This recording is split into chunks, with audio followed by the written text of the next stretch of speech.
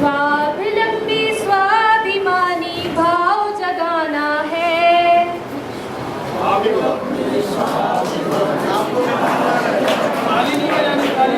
चलो गांव की ओर हमें फिर देश बढ़ाना है। घर घर में गौ माँ की सेवा, पशुधन का हो पालन।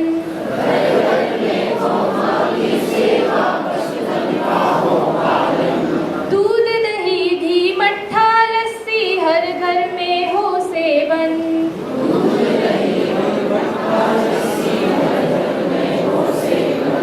स्वच्छ रहेंगे स्वस्थ रहेंगे भाव जगाना है।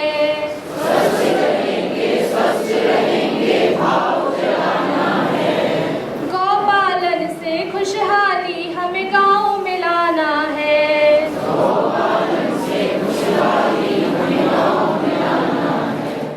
बहुत सुंदर स्वावलंबी गीत दीपाली जी के द्वारा यहाँ पर प्रस्तुत किया गया। जो अपने आगे कार्यक्रम के लिए श्रीमान राजीव जी, उन्हें डॉक्टर राजीव जी को मंच पर आमंत्रित करना चाहूंगी कि वे यहाँ पे आए और आगे कार्यक्रम की रूपरेखा रखें। सम्मानित मंच और मंच पर विराजमान हम सबकी प्रेरणा के स्रोत हमारे परम आदरणीय प्रांत प्रचारक जी, आदरणीय ललित जोशी जी जो इस संस्थान के डायरेक्टर भी हैं, और आप सब लोगों से बातचीत करने के लिए एक मौका इन्होंने दिया है। आदरणीय श्रीयाल जी, हमारी बहन बैठी है प्रीति जी, और हमारे परवीन जी, और यहाँ पे जितनी फैकल्टी है, जितने बच्चे हैं, मैं सबका आपका अभिनंदन करना चाहूँगा। मुझे माननीय प्रधानमंत्री जी एक उदाहरण देते हैं अपने भाषण के अंदर। वो कहते हैं कि एक बच्चे को साइकिल चलानी सीखनी है, तो वो क्या करता है, वो यूट्यूब पे देखता है, वीडियो खोलता है कि साइकिल कैसे चलाएं। उसको पता चलता है कि ऐसे दबाओगे तो ब्रेक लग जाएगी, पैडल मारोगे तो साइकिल आगे चलनी शुरू कर देगी। वैसे सब कुछ सीख लेता है वो। लेकिन जब उसको कहा जाएगा चल अब तू साइकिल चला, तो क्या वो साइकिल चला पाएगा इतना सीखने के बावजूद? नहीं, क्योंकि नॉलेज ले ली लेकिन स्किल नहीं है। फिर वो कैसे सीखेगा? धीरे धीरे चलाएगा, कभी गिरेगा, चोट खाएगा, धीरे धीरे, और एक दिन वो साइकिल चलानी सीख जाएगा। एज ए रेडियोलॉजिस्ट ऐसे आप लैब खोलेंगे, है ना, डीएनएलटी भी है ना यहाँ पे, तो सबका आप जब उतरोगे ना तब पता चलेगा। तो धीरे धीरे जैसे जैसे पुराने होते जाओगे तभी आप उस प्रोफेशन में आगे बढ़ पाओगे, आपका नाम होगा। तो स्किल और नॉलेज में अंतर समझ में आ गया? ठीक। एक चीज और बताना चाहूंगा, बड़ी महत्वपूर्ण है। 3 शब्द है, एक है स्किल, एक है री स्किल, और एक है अप स्किल। अब इन तीनों में भी देखिए, आपको स्किल से अप स्किल तक जाना, अपने जीवन के अंदर ये निर्धारित कर लो, स्किल से अप स्किल तक। पहले स्किल, उसके बाद री स्किल, और फिर अप स्किल। एक उदाहरण देता हूँ, आप समझ जाएंगे। उदाहरण से बहुत जल्दी समझेंगे। एक बढ़ई है, वो फर्नीचर बनाने का काम करता है, वो लकड़ी से कुर्सी बना देता है। तो ये उसकी क्या हुई? ये उसकी स्किल। फिर वो देखता है कि ये मॉडल की जो कुर्सियाँ हैं ये तो बड़ी पुरानी हो गई, अब तो नए नए मॉडल्स आ गए, नए नए आ गए। तो क्या करता है, अगर वो उसको सीख लेगा वो नए मॉडल्स को बनाना, तो वो उस बिजनेस में या उस व्यवसाय में बना रहेगा, अन्यथा वो आउट हो जाएगा। उसकी जगह वो लोग आ जाएंगे जिन्होंने अच्छा सीखा होगा। तो ऐसे में उसे क्या करना चाहिए? उसे वो चीज़ें सीखनी चाहिए जो नए नए मॉडल्स आ गए, नई चीज़ें आ गई। तो इसको बोलते हैं री स्किल। क्या बोलते हैं? यानी समय के अनुसार अपनी स्किल को बदलते रहना, चेंज करते रहना। ठीक।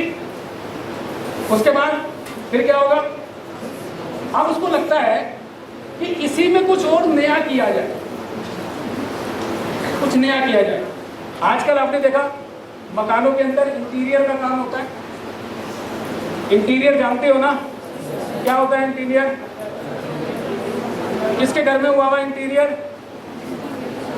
ये जिसने छत बनाई होगी ना, वो भी एक इंटीरियर का पार्ट है। उन्होंने कहा इंटीरियर करके दूंगा, ऐसा करके दूंगा भैया। अब वही बढ़ई जो पहले कुर्सी बना रहा था, फिर उसने रीस्किल, उसने बड़ा सोचा। उसने कहा कि अब एक कमरा है, उस कमरे में मैं क्या क्या चीजें दे सकता हूँ। उसने दिमाग लगाया और उसने सोचा कि यहाँ पे ये होगा, यहाँ पे ये बनाऊंगी। ऐसे वो बनाता है और अपने जो बिजनेस को वो इतना अप ले जाता है कि उसी से वो लाखों रुपया कमाना शुरू कर देता है। आप किसी से मिलो इंटीरियर वाले से, तो वो आपको जब अपना वो बना के देगा ना, प्रोजेक्ट बजट बना के देगा, तो वो लाखों रुपये से कम नहीं होगा। फिर भी लोग करा रहे हैं उससे। क्यों? क्योंकि ये समय ने बदल दिया, समय ने सब कुछ बदला। तो उसने क्या करा, उसी पढ़ाई ने अब क्या कर दिया, अपनी स्किल को अप किया और ज़्यादा वॉल्यूम उसकी बढ़ गई, उसके काम की वॉल्यूम बढ़ गई, उसने ज़्यादा पैसा कमाना शुरू किया। तो ये सेम, ये सभी चीज़ें आपके प्रोफेशन में भी आने वाली है, जहाँ उतरने वाले हो। आप इसको अनुभव करिएगा और मेरी इस बात को ध्यान रखिएगा कि आपको स्किल से अब स्किल तक जाना है। और लोगों को रोजगार तो आपको देना ही है, क्योंकि जब आप लैब खोलने वाले हो तो आप अकेले तो वहाँ पे काम नहीं करोगे, आपके नीचे 4-5 लोग मिनिमम काम करेंगे। तो ये सब भाव है स्किल का। अपने अंदर स्किल पैदा करें। इससे हटके भी, इस पढ़ाई से, शिक्षा से हटके भी और भी स्किल रखिए। खास तौर पे मैं लड़कियों से कहूँगा, शादी के बाद बहुत सारी परेशानियां जाके आ जाती है दूसरे घर में। मैंने देखा बड़ी अच्छी अच्छी पढ़ी लिखी लड़कियां भी जब वहाँ जाकर प्रताड़ित होती हैं या कोई उनके साथ कुछ ऐसी अनहोनी होती है, तो वो फिर सर्वाइव भी नहीं कर पाती। उनके लिए रोजगार भी बहुत बड़ा मुद्दा बन जाता है। आजकल जिस पारिवारिक जो डिस्प्यूट बढ़ रहे हैं, उसमें भी मैंने देखा, ये मैंने प्रत्यक्ष देखा। इसलिए आप लोगों को अपने अंदर एक और स्किल तैयार रखनी, ताकि कभी भी मुझे जरूरत पड़े तो मेरे लिए मुझे किसी के आगे हाथ ना फैलाना पड़े, मुझे किसी के आगे भीख ना मांगनी पड़े।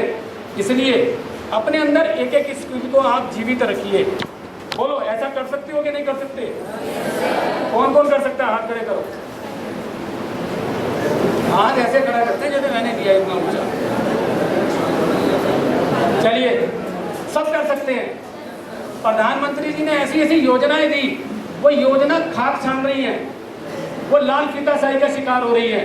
उसका पैसा मिडल मैन खा रहे हैं, उस योजना का सारा पैसा। ये अभियान जो हम लोगों को उतरने की आवश्यकता महसूस हुई, वो इसलिए हुई क्योंकि ये समाज को अपने हाथ में लेना पड़ेगा। सरकार के तंत्र के द्वारा ये आगे नहीं चल पा रहा है, इसलिए हमें उतरना पड़ा। हम आज आपके बीच में आए हैं, हम विद्यालयों में जा रहे हैं, हम डिग्री कॉलेजों में जा रहे हैं, हम यूनिवर्सिटीज में जा रहे हैं। इसके बाद अगले चरण में हम क्या करने वाले हैं? छोटे छोटे प्रशिक्षण के कार्यक्रम हम शुरू करने वाले हैं। कहाँ से आपको प्रशिक्षण मिल सकता है, कहाँ से सरकार की योजनाओं का आपको लाभ मिल सकता है, उसमें भी हम आने वाले हैं, उसमें भी समाज आने वाला। फिर उसके बाद कुछ अच्छे उत्पाद बनाते हैं, कुछ अच्छा आउटपुट हम तैयार करते हैं, उसकी मार्केटिंग के लिए भी हम आगे आने वाले। तो ये सब मिलाकर स्वावलंबी भारत अभियान, ये इतना बड़ा अभियान है।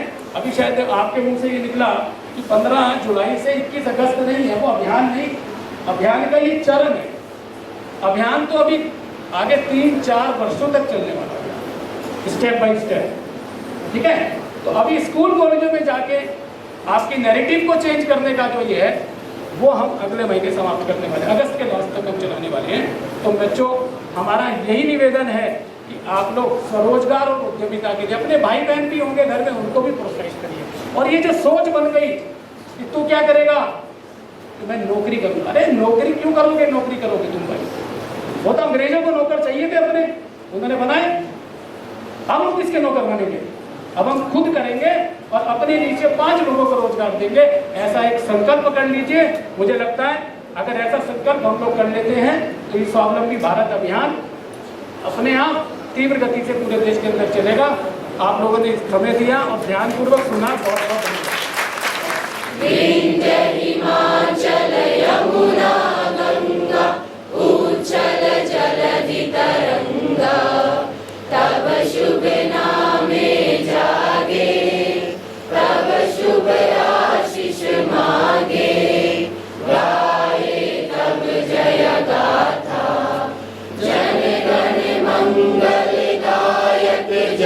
है भारत भाग्य विधाता